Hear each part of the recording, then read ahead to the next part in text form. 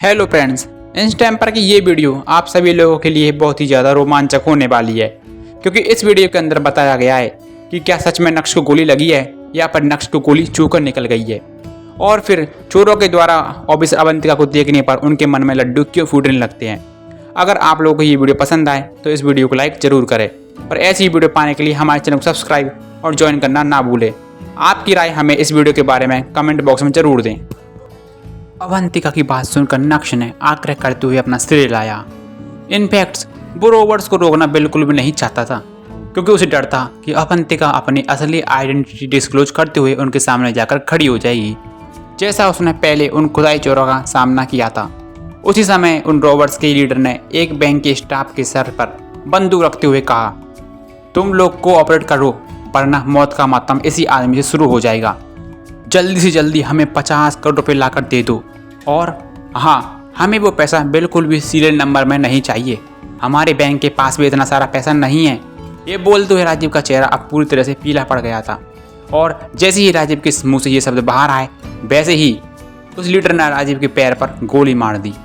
दर्द के मारे छटपटाते हुए राजीव जमीन पर गिर गया और अपने पैर को पकड़कर दर्द के मारे रोने लगा था। मैं तुमको आखिरी बार बोल रहा हूँ, मुझे अभी 50 करोड़ रुपए कैश दे दो। ये बोलते हुए उस लीडर ने राजीव के सर पर बंदूक तानी और देखते ही देखते निडर होते हुए कहा। यह सीन देखकर ज़्यादातर सभी लोग इतना ज़्यादा डर गए थे कि उनका शरीर अब पूरी तरह से कांपने लगा था। पिछले कुछ दिनों में बहुत सारे कस्टमर्स ने हमारे बैंक से बहुत सारा पैसा निकाला है।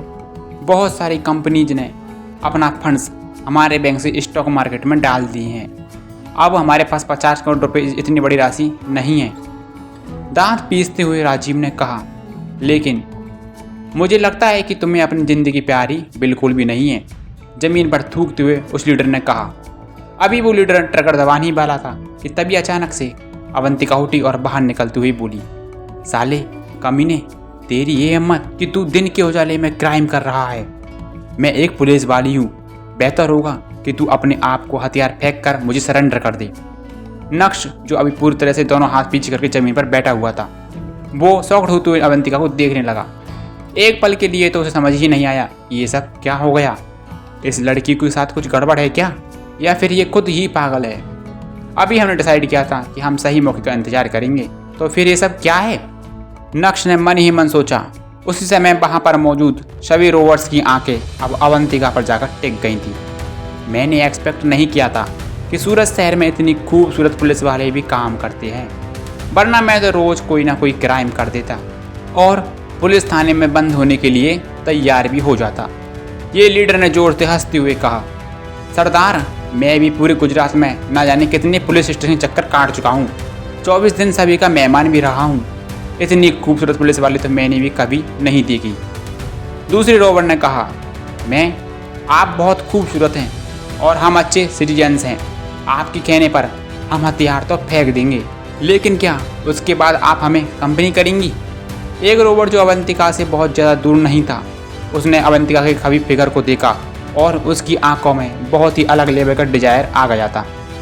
सोच समझ कर बोलो जो भी बोल रहे हो, वरना मैं तुम लोगों के साथ बिल्कुल भी पोलाइट नहीं रहूँगी, अवंतिका ने गुस्से से कहा। ओ माई गॉड, इस लड़की में तो बिल्कुल भी दिमाग नहीं है। एक तो अकेली है और ऊपर से उसके पास गन भी नहीं है। वो लोग उसकी बातें क्यों सुनेंगे, नक्श ने मन ही मन सोचा। उसी समय उस बेखौफ लुटेरे ने लीडर ने कहा, तुम दोनों जाओ और मैडम को बांधकर मेरी कार में डाल दो। पैसा लेने के बाद हम यहाँ से निकल कर मैडम के साथ पूरी रात बिस्तर में दिवाली मनाएंगे। ये बोलते हुए उस लीडर को बिल्कुल भी शर्म नहीं आ रही थी और गंदी नज़रों से अब अवंतिका को देखने लगा था। लेकिन अवंतिका के चेहरे पर 1% का बिल्कुल भी डर नहीं था। जैसे ही वो 2 रोवर्स आगे बढ़े, वैसे ही अवंतिका ने एक के पेट में जोरदार मुक्का जड़ दिया और दूसरे के सर पर किक मारते हुए दोनों को जमीन पर पटक दिया था। लेकिन अगले ही पल गोली की आवाज़ सुनाई दी। तुम पागल तो नहीं हो गई, तुम सिर्फ खूबसूरत ही नहीं हो बल्कि लड़ाई में भी काफ़ी अच्छी हो, लीडर ने मुस्कुराते हुए अवंतिका से कहा। आज मैं भी देखना चाहता हूँ कि तुम ज़्यादा फास्ट हो या मेरी गन ज़्यादा फास्ट है। यहाँ पर बहुत सारे लोग हैं और हमारे पास 5 से 6 गन है। मैं भी तो देखूँ कि तुम आखिर कितने लोगों को बचा सकती हो। तुम बहुत ही ज़्यादा शैमलिश इंसान हो। अवंतिका अब इतने ज़्यादा गुस्से में थी कि उसका शरीर कांपने लगा था। हालांकि वो लीडर बैंक में मौजूद लोगों की जिंदगी का फायदा उठाते हुए अवंतिका को धमकाने की कोशिश कर रहा था। और तो और इसी वजह से अवंतिका भी कुछ करने की हिम्मत नहीं कर पा रही थी। तुम जाओ और मैनेजर की इंजरी चेक करो, इन्हें मुझ पर छोड़ दो। अचानक से नक्श उठा और उसने हरकत की।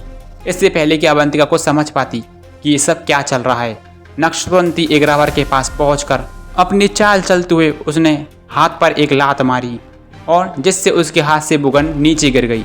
और सही मौके का इंतजार करते हुए नक्श ने उस आदमी के सर पर एक मुक्का जड़ दिया। यकीन मानिए वो मुक्का इतना ज़बरदस्त था कि जैसे ही वो आदमी ज़मीन पर गिरा वो बेहोश हो गया था और उसने एक ही मुक्के में आदमी को बेहोश कर डाला था। क्या अब हम सभी लोग बच जाएंगे? मुझे यकीन नहीं हो रहा कि ये लड़का इतना पावरफुल है। अरे ये तो जावेरी परिवार का दामाद है ना। उसी समय भीड़ में मौजूद लोगों के चेहरे पर थोड़ी राहत देखने को मिली। और तो और शायद अब उनके मन में अब उम्मीदें भी जाग उठी थी। लड़के, तुम कहाँ से बिलोंग करते हो? उस लीडर ने शॉक्ड होते हुए कहा। भाइयों, डरने की जरूरत नहीं है, ये अकेला है और हम इतने सारे हैं। उस लीडर की बात सुनकर अब सभी लोगों को ऐसा लगा जैसे मानो अपनी कॉन्फिडेंस को बहुत ज़्यादा पावरफुल समझने की कोशिश कर रही हो। सही कहा सरदार, मार डालते हैं इसे।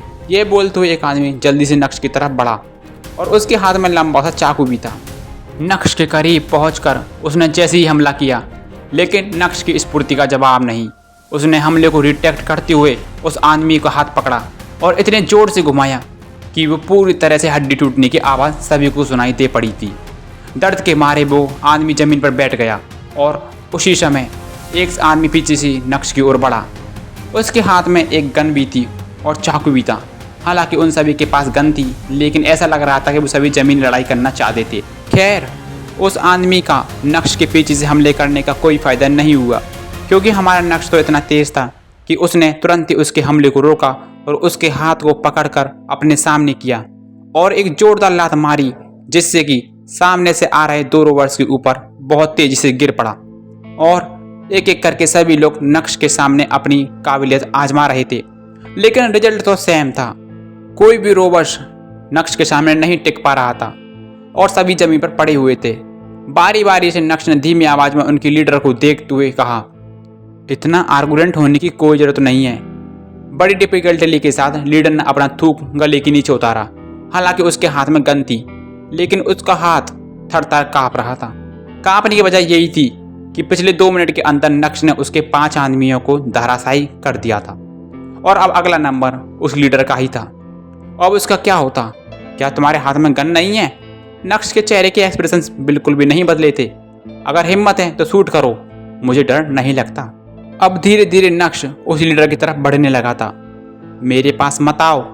नक्श ने उस आदमी का लाइन ऑफ डिफेंस तोड़ दिया था। डर के मारे उसने अपने कांपते हुए हाथों से नक्श पर अचानक से गोली ट्रिगर पीछे किया और नक्श जोर से चिल्लाया। ये बिल्कुल भी अच्छा नहीं था, क्योंकि जिस डायरेक्शन में उस आदमी ने गन पॉइंट की, वहाँ पर एक छोटी बच्ची भी बैठी हुई थी। क्योंकि उस लीडर के हाथ काँप रहे थे, इसलिए गोली कहीं पर भी चल सकती थी। जैसे ही उसने ट्रिगर दबाया, वैसे ही नक्श ने एक फ्रैक्शन के से भी कम समय में उस लीडर के हाथ से डायरेक्शन देखा और बिना कुछ सोचे समझे उसका हाथ छोटी बच्ची को बचाने के लिए कूदा। वो बच्ची तो बच गई, लेकिन वो बुलेट अब सीधा नक्श की कमर पर जाकर लग गई। अपने दांत को पीसते हुए नक्श ने गहरी सांस ली और भयंकर दर्द में होने के बाद भी वो जैसे तैसे जमीन से उठा और उसकी तरफ बोला, मैंने तुम्हें गोली मारने के लिए कहा और तुमने किसी और जगह पर गोली चला दी। क्या हुआ? डर गए क्या?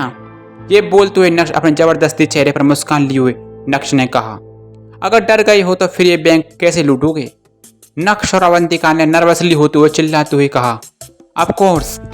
वो बहुत अच्छी समझ गई थी कि नक्श जानबूझकर उसे फंसाने की कोशिश कर रहा है और गुस्सा दिलाने की कोशिश भी कर रहा है, जिससे किसी और को नुकसान ना पहुंचाए और सीधा नक्श पर आरोप करे। क्योंकि अब तुम्हें इतनी हिम्मत नहीं है कि तुम अब मुझ पर शूट करो, तो फिर इस गन का अब क्या ही काम। तुम इसे फेंक दो और एक असली मर्द की तरह मुझसे लड़ो। मुस्कुराते हुए नक्श ने उस लीडर को ललकारा। Shut up! जोर से चिल्लाते हुए उस आदमी ने डर के मारे नक्श पर हमले करने के लिए तैयार हो गया और गन को अपने हाथ में हिलाया और एक्सीडेंटली से उसका ट्रिगर दब गया। नक्श फिर से शॉक्ड रह गया था। हालांकि अच्छा हुआ कि उस आदमी का निशाना जिस जगह था वहाँ पर कोई मौजूद नहीं था और वो गोली जमीन को छूकर निकल भी गई थी।